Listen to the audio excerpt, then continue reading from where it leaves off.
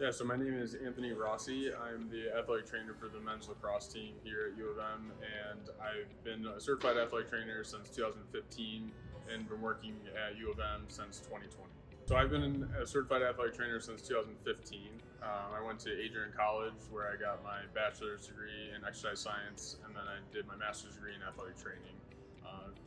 Got certified in 2015 and then started working at Adrian College for a few years. And then I went to Western Michigan University where I worked for about 2 years. And then in the spring of 2020, I started here at University of Michigan as the athletic trainer for men's. Yeah, so that has definitely evolved a lot since I became an athletic trainer and continues to evolve a lot.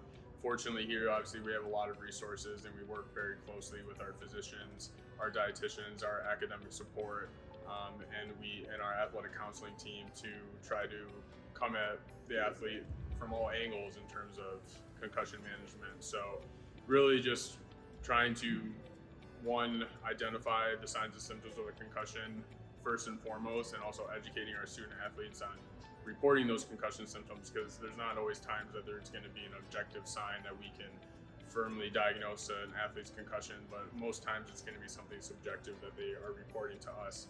So obviously building that relationship with them so that they feel comfortable and understand the importance of reporting those symptoms, and then from there utilizing all of our resources here to properly support them through their recovery. Here we are very fortunate with all the resources that we have, that we work very closely with our team physicians. Our offices are connected right to the physician's clinic here. So we're always communicating on a day-to-day basis about injuries, particularly injuries that are more severe like concussions. So as soon as we have a concussion, our protocol is that we're notifying the physician as soon as possible, and that the student athlete is being evaluated by the physician within hopefully 24 hours of sustaining the injury. And then from there, it kind of starts a cascade of events where we're communicating with academic support to notify them just in case the student athlete is having any issues or needs accommodations in the classroom. And then also communicating with our strength and conditioning staff, athletic counseling, and our dietitians to just figure out any way that we can help support the athlete through recovering from that concussion.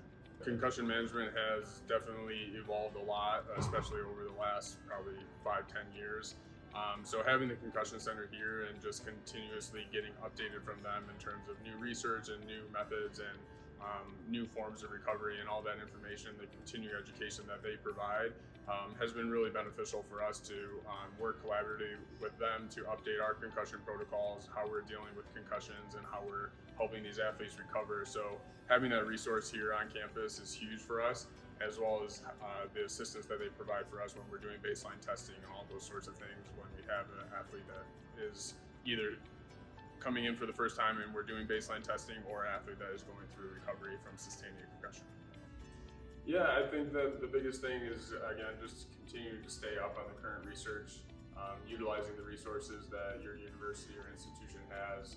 Again, here we're very fortunate that we do have the Concussion Center and a lot of other resources, but the biggest thing I think is student athlete education, just ensuring that you have that relationship with your student athletes to ensure that they are being honest and reporting symptoms from sustaining a brain injury, obviously as early as possible, and then making sure that your institution has an appropriate concussion management protocol so that you can assist the student athlete to not only return to sport safely, but also returning to the classroom and returning to everyday life and not having any lingering effects.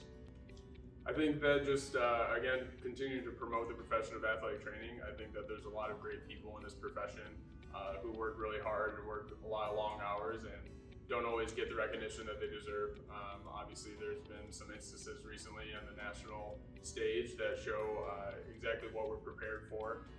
Fortunately, those types of situations don't present themselves very often, but ensuring that we're promoting the profession, and hopefully that schools that don't have the resources that every institution has is taking into account that they should have an athletic trainer available and on their sidelines in order to prevent any catastrophic injuries.